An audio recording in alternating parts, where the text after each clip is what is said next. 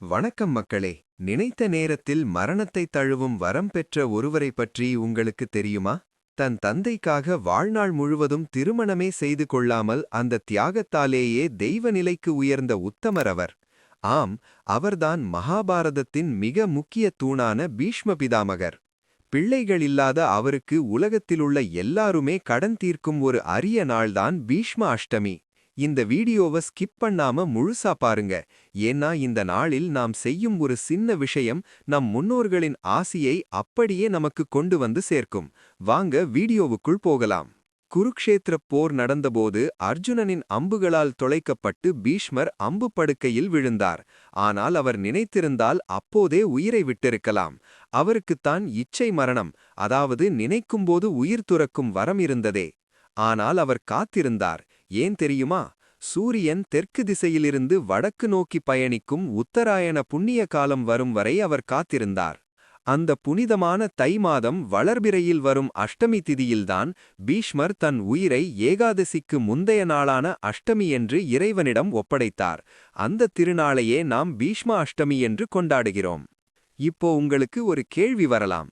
எங்க முன்னோர்களுக்குத்தானே நாங்க தர்ப்பணம் கொடுப்போம், பீஷ்மருக்கு ஏன் கொடுக்கணும் அப்படின்னு. அங்குதான் ஒரு சூட்சுமம் இருக்கு. பீஷ்மர் ஒரு நைஷ்டிக பிரம்மச்சாரி. அவருக்கு குழந்தைகள் இல்லை. வாரிசுகள் இல்லாத ஒருவருக்கு இறுதிச் சடங்குகள் செய்ய ஆள் இருக்காது.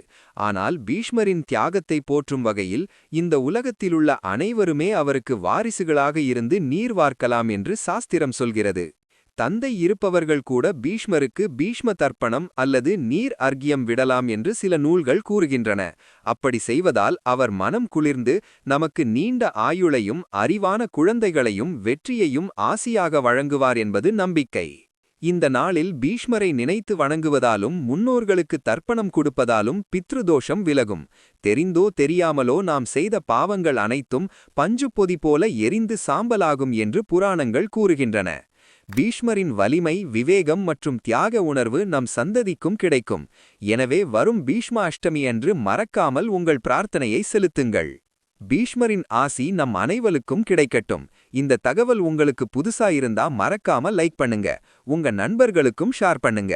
சரி, பீஷ்ம அஷ்டமி முடிஞ்சதும் அடுத்து பீஷ்ம ஏகாதசி, விஷ்ணு சகஸ்ரநாமம் உருவான அந்த அற்புதமான வரலாறு என்பதை தான் அடுத்த வீடியோவில் விரிவாக பார்க்கப் போகிறோம். மிஸ் பண்ணிடாதீங்க. நன்றி.